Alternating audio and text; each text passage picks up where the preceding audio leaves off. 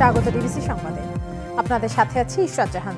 দুর্নীতির অভিযোগে অব্যাহতি পাওয়া উপদেষ্টা আসিফ মাহমুদ সজীব ভুঁইয়ার সহকারী একান্ত সচিব মোহাম্মদ মোয়াজ্জেম হোসেন এবং উপদেষ্টা নূরজাহান বেগমের ব্যক্তিগত কর্মকর্তা ছাত্র প্রতিনিধি তুহিন ফারাবীর বিষয়ে দুর্নীতি দমন কমিশন দুদকের গোয়েন্দা কার্যক্রম শুরু হয়েছে। ব্রিফিংয়ে এই কথা জানিয়েছেন দুদক মহাপরিচালক আক্তার হোসেন। তিনি আরও জানান, ময়মনসিংহ 11 আসনের সাবেক সংসদ সদস্য কাজীমুদ্দিন আহমেদের বিরুদ্ধে মামলা করেছে দুদক। এছাড়া অবৈধ সম্পদের প্রাথমিক প্রমাণ পাওয়ায় তার স্ত্রীর সম্পদ বিবরণীর নোটিশ জারি করা হয়েছে।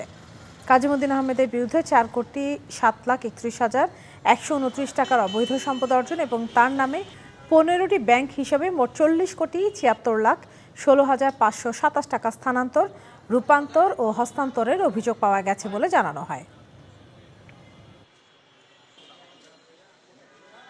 দুজন উপদেষ্টার এপিএস পিএস যাদের কথা আপনারা উপস্থাপন করেছেন সেই বিষয়ে কমিশন আমাদের দুর্নীতি দমন কমিশন আইন বিধিমালা অনুযায়ী যে প্রক্রিয়া অনুসরণ করে কার্যক্রম গ্রহণ করতে হয় সেটি আমরা করছি। অভিযোগ সংশ্লিষ্ট জনাব কাজীমুদ্দিন আহমেদ, সাবেক সংসদ সদস্য ময়মনসিংহ 11, তার বিরুদ্ধে দুর্নীতি দমন কমিশন আইন 2004, মানি লন্ডারিং প্রতিরোধ আইন 2012 এবং দুর্নীতি প্রতিরোধ আইন 1947 সংশ্লিষ্ট ধারায় একটি মামলা রুজুর সিদ্ধান্ত গৃহীত হয়েছে।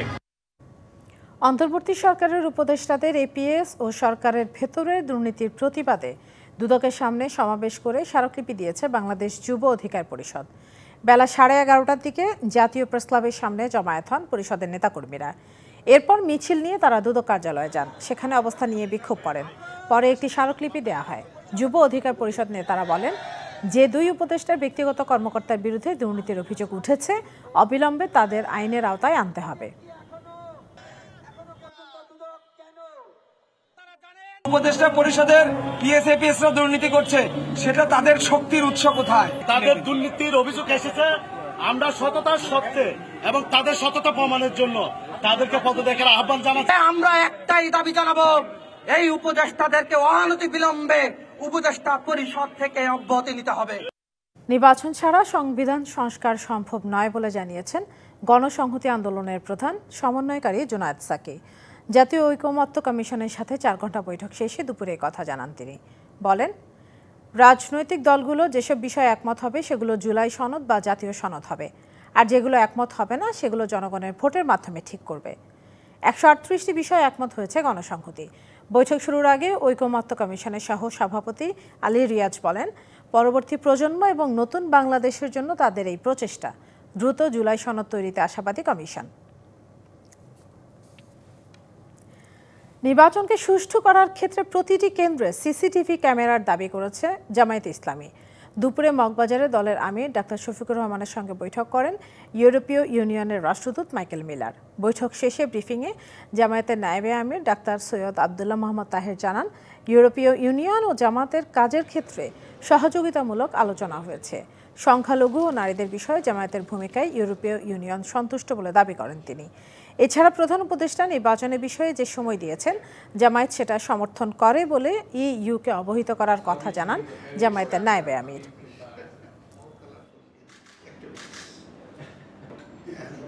ভারত পাকিস্তান সংঘাতে বাংলাদেশের প্রভাব পড়ার কোনো কারণ নেই বলে মন্তব্য করেছেন পররাষ্ট্র উপদেষ্টা তৌহিদ হোসেন। তিনি বলেছেন, বাংলাদেশ দক্ষিণ এশিয়ায় শান্তি চায়। আলাপ আলোচনার মাধ্যমে দুই দেশকে সমস্যা সমাধানের আহ্বান জানিয়েছেন তিনি। পররাষ্ট্র উপদেষ্টা জানান, ভারতে বাংলাদেশি গ্রেপ্তারের ঘটনায় এখনও আনুষ্ঠানিক কোনো অভিযোগ পাওয়া যায়নি। বৈধ ভিসা নিয়ে যে কোনো হয়রানির ঘটনা পাওয়া যায়নি। তবে এখন দেশ দুটি ভ্রমণ না করার পরামর্শ দেন তিনি। ভারত পাকিস্তান দুই দেশের সাথে আমাদের সুসম্পর্ক বিদ্যমান। আমরা চাইব যে তারা আলাপ আলোচনার মাধ্যমে তাদের সমস্যার সমাধান করে ফেলুক। আমরা ইতিমধ্যে দেখেছি যে মধ্যস্থতার প্রস্তাব দু একটি দেশের কাছ থেকে এসেছে। যেভাবেই হোক, মধ্যস্থতার মাধ্যমে হোক অথবা দ্বিপক্ষীয় আলাপ আলোচনার মাধ্যমে হোক, আমরা চাই যে উত্তেজনা প্রশমিত হোক এবং শান্তি বজায় থাকুক। ভারত বাংলাদেশের ট্রান্সশিপমেন্ট সুবিধা স্থগিত করে দেবার পর প্রথমবারের মতো আজ সন্ধ্যায় সিলেট ওসমানী আন্তর্জাতিক বিমানবন্দর থেকে কার্গো ফ্লাইট চালু করতে যাচ্ছে বাংলাদেশ। বেসামরিক বিমান চলাচল কর্তৃপক্ষের চেয়ারম্যান এয়ার ভাইস মার্শাল মঞ্জুর কবির ভূঁইয়া জানান, সিলেট থেকে প্রথম মালবাহী ফ্লাইট চালুর সব প্রস্তুতি সম্পন্ন হয়েছে। এর মাধ্যমে ঢাকার পর দ্বিতীয় কার্গো পরিচালনাকারী বন্দর হচ্ছে সিলেট। গ্যালিস্টিয়ার এভিয়েশনের মাধ্যমে পরিচালিত একটি চার্টার্ড ফ্লাইট স্পেনের উদ্দেশ্যে 70 টন তৈরি পোশাক পণ্য নিয়ে রওনা দেবে।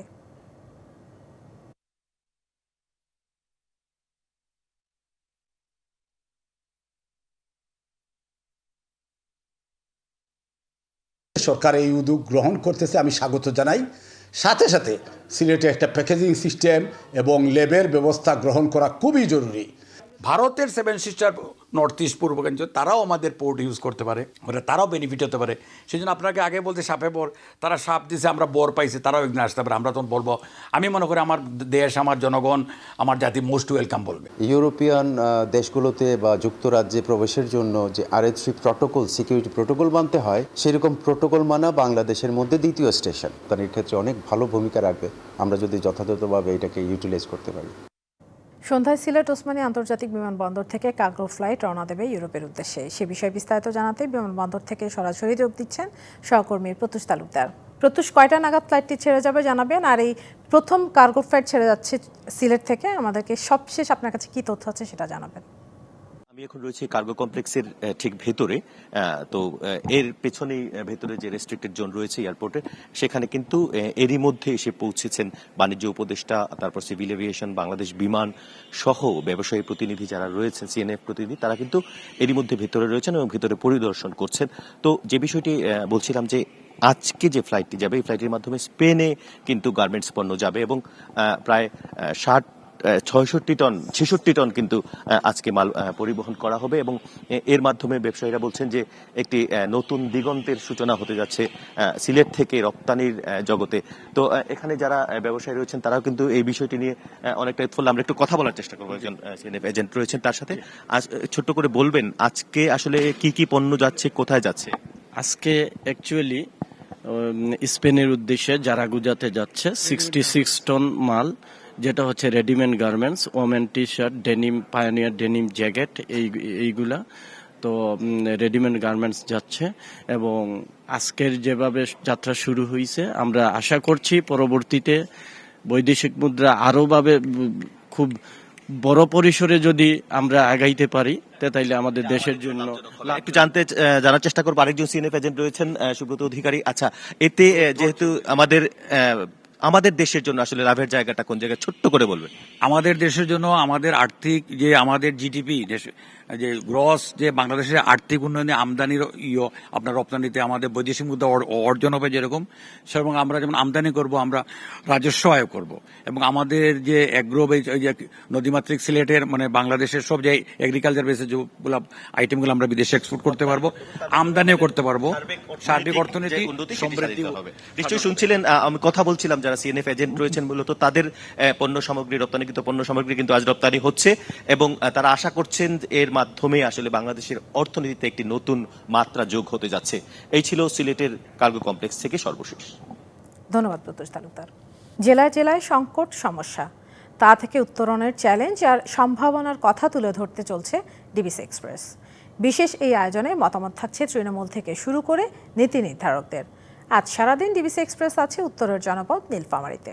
CSRM ডিবিসি ইলেকশন এক্সপ্রেস আজ নীলফামারীতে সারাদিন, এবং এই এলাকার যে সমস্যা অর্থাৎ নীলফামারী জেলার সেই সমস্যা নিয়ে আসলে আমরা কথা বলছি।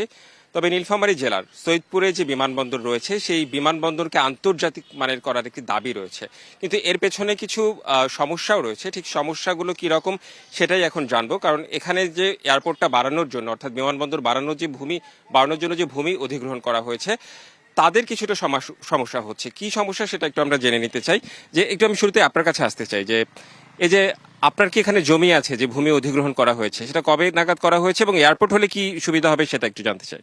আমাদের 18 সালে অধিগ্রহণ করা হয়েছিল, আর আমরা ফিল্ডবুক সম্পূর্ণ হয় এবং 19 সালে আমরা 5 ধারা নোটিশ পাই।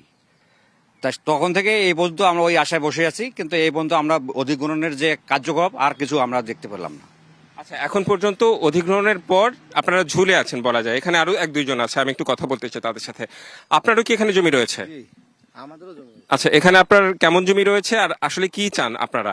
আমরা তো চাই যে এখানে একটা আন্তর্জাতিক মানের বিমানবন্দর হলে আমাদের ভালো হবে, মানুষের বহু লোকের কর্মস্থান হবে, ঠিক আছে। বিশেষ করে যে সৈয়দপুর একটা মধ্যস্থ স্থান, এখানে যদি আন্তর্জাতিক বিমানবন্দর হয় তাহলে বিভিন্ন রকমের আমদানি রপ্তানি হবে, মানুষের সুবিধা হবে। আপনার কি এখানে জমি আছে? যদি জমি থাকে তাহলে এই অধিগ্রহণের পর যে কার্যক্রম সেটা কি এখনো হচ্ছে না সেটা এখনো থমকে আছে? এখনো থমকে আছে। মানে কি বলেছে আপনাদেরকে প্রশাসনের পক্ষ থেকে? প্রশাসনের পক্ষ থেকে কোনো কিছু এখনো আশ্বাস দেয় নাই। আচ্ছা, খালি বলতেছে হবে হবে হবে, হয়ে আজকে 7-8 বছর পার হয়ে গেল, ওই কেউ বাড়ি ঘর করতে পারতেছি না, জায়গাও করতে পারছি না, ওই রকমই পড়িয়েছে। আচ্ছা, আরেকজনের সঙ্গে একটু কথা বলি। আচ্ছা, আপনার সঙ্গে একটু কথা বলি। এখানে যদি এয়ারপোর্ট হয়, মানে আন্তর্জাতিক মানের এয়ারপোর্ট তো আছেই, ডোমেস্টিক এয়ারপোর্ট, তো তাহলে আসলে কেমন হবে আপনাদের জীবন যাপন? আসলে রংপুর বিভাগের 8টা জেলার মধ্যে নীলফামারী জেলা হচ্ছে বাণিজ্যিক এলাকা। এখানে ইন্টারন্যাশনাল এয়ারপোর্ট হলে মানুষের জীবনযাত্রার মানটা পরিবর্তন হবে। আসলে এখানে ইন্টারন্যাশনাল এয়ারপোর্টের খুবই দরকার। জি, আপনাদের সবাইকে অনেক ধন্যবাদ। একটি বিষয় আমি যেটি জানাচ্ছিলাম যে এখানে সৈয়দপুরে, নীলফামারী সৈয়দপুরে যে বিমানবন্দরটি রয়েছে সেই বিমানবন্দর যেন আন্তর্জাতিক মানের হয়, আর সেই উপলক্ষে কিন্তু অনেকদিন আগে এখানে ভূমি অধিগ্রহণ করা হয়েছে, কিন্তু যাদের ভূমি অধিগ্রহণ করা হয়েছে তারা আসলে এখনো ঝুলন্ত অবস্থায় আছে, অর্থাৎ কি হবে তারা জানেন না। তবে এই নিয়ে কিন্তু আমরা জেলা প্রশাসক যিনি আছেন অর্থাৎ নীলফামারীর, আমরা রাত 9টা তার সঙ্গে কথা বলবো এবং এই এয়ারপোর্টকে, এই বিমানবন্দরকে আন্তর্জাতিক মানের করার জন্য যাবতীয় যা কিছু তথ্য নিশ্চয়ই আমরা এখানকার জেলা প্রশাসকের কাছে জানতে পারবো। তো রাত 9টায় ডিবিসি এক্সপ্রেস দেখার আমন্ত্রণ রইল। এখনকার মতো এ পর্যন্তই। পাবনা সুজানগরে পল্লী সঞ্চয় ব্যাংকের প্রায় 100 গ্রাহকের অন্তত 10 কোটি টাকা আত্মসাতের অভিযোগ উঠেছে ওই ব্যাংকের মাঠকর্মী বিশ্বজিতের বিরুদ্ধে। 4 দিন আগে তিনি গা ঢাকা দিয়েছেন। এখন টাকা ফেরত চেয়ে ব্যাংকের সামনে অবস্থান করছেন শত শত গ্রাহক। দ্রুত ব্যবস্থা নেওয়ার আশ্বাস দিয়েছেন ব্যাংক কর্মকর্তা। সিসি ফুটেজে দেখা যাচ্ছে পাবনা সুজানগরের পল্লী সঞ্চয় ব্যাংকের মাঠকর্মী বিশ্বজিৎ কুমার পাল এক গ্রাহকের কাছ থেকে 2% সুদে ঋণ দেওয়ার প্রলোভনে টাকা নিচ্ছেন। এভাবেই শতাধিক গ্রাহককে লাখ লাখ টাকা ঋণ দেওয়ার প্রলোভনে টাকা নেন তিনি। দীর্ঘ 1 যুগের বেশি সময় ধরে টাকা জমা নিয়ে গ্রাহকদের আস্থা অর্জন করেন বিশ্বজিৎ। কারো কাছ থেকে 2 লাখ, কারো কাছ থেকে 5 লাখ, আবার কারো কাছ থেকে 26 লাখ সহ অন্তত 10 কোটি টাকা জমা নেন। তবে ওই অর্থ ব্যাংকে জমা না দিয়ে 4 দিন ধরে লাপাত্তা। টাকা আত্মসাতের বিষয়টি বুঝতে পেরে গ্রাহকরা রবিবার ব্যাংক ঘেরাও করে অবস্থান কর্মসূচি পালন করেন। মোটা অঙ্কের লোন দেওয়ার কথা বলে সঞ্চয় টাকা নেছে, আমার কাছ থেকে 26,05,000 টাকা নেছে এবং আমাকে বলছে যে 3 লাখে 20 লাখ লোন পাবে। ওর বাসায় আসলাম, যেমন তালা দেওয়া, তারপর আমরা এটা খোঁজার জন্য চেষ্টা করি। আত্মীয়স্বজনের বাড়িতে কেউ আসলে তথ্য দিতে চায় না। অতি দ্রুত এই বিশ্বজিৎকে আইনের ধরে তাকে আইনের আওতায় আনার জন্য আমাদের আবেদন। অভিযুক্ত বিশ্বজিৎকে আইনের আওতায় আনার আশ্বাস ব্যাংক কর্মকর্তার। সাথে সাথে আমি থানায় জিডি করেছি, আমাদের উদ্যোতন কর্মকর্তাকেও আমরা জানিয়েছি। দায় এড়ানোর কোনো এখানে সবাই কাজ করতে বলতেছে যে আমি সর্বোচ্চ কাজ করতেছি এদের সাথে, আমি এটা শেষ না হওয়া পর্যন্ত ইনশাল্লাহ আমি সরবো না এদের কাছ থেকে। এই জিনিসটা উদ্ধার করার পর তারপর আমি এখান থেকে আমার সত্যি দাদা আমার এটা আমি সর্বক্ষণ লেগে আছি। ভুক্তভোগীদের দাবি, বিশ্বজিতের এই কর্মকাণ্ডের সাথে জড়িত আছেন ব্যাংকের ম্যানেজারও। Partha Hasan, DBC news, Pabna. বাংলাদেশের বাজারে হাইসেন্স এনেছে 100 ইঞ্চির টিভি। রবিবার গুলশানে এক অনুষ্ঠানের মধ্য দিয়ে নতুন এই টিভির পর্দা উন্মোচন করে ফেয়ার ইলেকট্রনিক্স।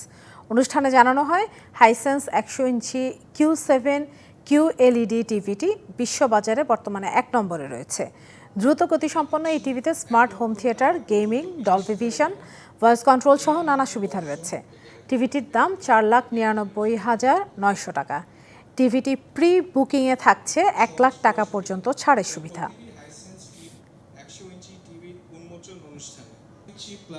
তামিম ইকবালের অসুস্থতার কারণে স্থগিত করা হয়েছিল বিসিবির বোর্ড মিটিং।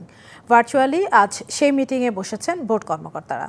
আর্থিক অনিয়মের অভিযোগ, ডিপিএল ইস্যু সহ এমন নানা সাম্প্রতিক সমস্যা নিয়ে আলোচনা হওয়ার কথা আজকের মিটিংয়ে। শাস্তি পাওয়া ক্রিকেটারকে কোড অফ কন্ডাক্ট পরিবর্তন করে শাস্তি কমিয়ে খেলানো, বিসিবিতে দুদকের হানা, ম্যাচ রেফারিদের মধ্যে একে অপরের বিরুদ্ধে মানহানির অভিযোগ, এমন নানা ঘটনায় বেশ কিছুদিন ধরে উত্তপ্ত বাংলাদেশ ক্রিকেট। এছাড়া জিম্বাবুয়ের বিপক্ষে বাংলাদেশ দলের প্রথম টেস্ট হারের পর প্রশ্ন উঠেছে দেশের ক্রিকেট নিয়েও। এমন নানা ইস্যু নিয়েই হচ্ছে এই বোর্ড মিটিং।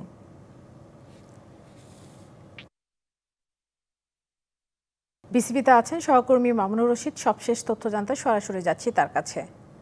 মামুন, আজকের মিটিং তো শুরু হয়েছে মাত্রই, আজকের আলোচনার বিষয় নিয়ে কিছু জানতে পেরেছেন কিনা, আর সবশেষ কি খবর আছে আপনার কাছে বোর্ড মিটিং নিয়ে? দেখুন, আসলে একটু জানি রাখি, আমি বিসিবিতে নয়, আমরা একটি রাজধানী একটি হোটেলে আছি, যেখানে কিছুক্ষণ আগেই বিসিবির সভাপতি ফারুক আহমেদ ছিলেন, তিনি একটি প্রোগ্রামে এখানে অ্যাটেন্ড করেছিলেন। আমরা সেখানটাতে এসেছিলাম, আজকে তার সাথে আমরা কথা বলার চেষ্টা করেছিলাম, কিন্তু আসলে তিনি আজকে গণমাধ্যমের সাথে কথা বলেননি, অনেকটা লুকিয়েই আসলে স্থান ত্যাগ করেছেন বলতে হয়। আর যেটি বলছিলেন যে আজকে মিটিংয়ের ব্যাপারে, মিটিংটা পূর্ব নির্ধারিত খুব আগে থেকে জানানো মিটিং ছিল না, আজকে হুট করেই আমরা জানতে পারি যে একটা জরুরি বৈঠক ডেকেছে বিসিবি। সেই বৈঠকটা সশরীরে নয়, জুমের মাধ্যমে, কারণ নানা ব্যস্ততায় অনেক পরিচালকরা অনেক জায়গায় আছেন, যেহেতু হুট করে জরুরি মিটিং ডাকা হয়েছে। এই মিটিংটা হওয়ার কথা ছিল রমজান মাসে, যেই সময়টাতে তামিম ইকবাল অসুস্থ হয়েছিলেন, সেই সময়টাতে তামিম ইকবাল অসুস্থ হওয়ার কারণে সেই মিটিংটা ক্যান্সেল করে আজকের দিনে করা হচ্ছে। তবে যতটুকু খবর পেয়েছি, বোর্ড পরিচালক যারা আছেন তাদের মধ্যে বেশিরভাগই অখুশি, মানে তারা খুশি নন আসলে হুট করে এমন মিটিং ফেলাতে। বেশিরভাগ পরিচালকই আসলে নারাজ হয়ে আছেন বিসিবি সভাপতির উপরে, কারণ তাদের অনেকের ব্যস্ত শিডিউল ছিল, সেই শিডিউলগুলো ফেলে হুট করে তারা আজকে তাদেরকে এই মিটিংয়ে অ্যাটেন্ড করতে হচ্ছে। এবং যে বিষয়গুলো নিয়ে বলছিলেন আপনি, যে আলোচনা করার কথা, তাওহিদ হৃদয় ইস্যু কিংবা ডিপিএলের আম্পায়ারিং ইস্যু কিংবা বিসিবির টাকার ইস্যু, সব কিছু মিলে আছে কিন্তু লম্বা আলোচনা হওয়ার কথা, এবং এগুলোর শেষ এই সপ্তাহে গণমাধ্যমে বিসিবি সভাপতির কথা বলার কথা রয়েছে। ধন্যবাদ মামুনুর রশিদ। এই ছিল আমার কাছে, সঙ্গেই থাকুন।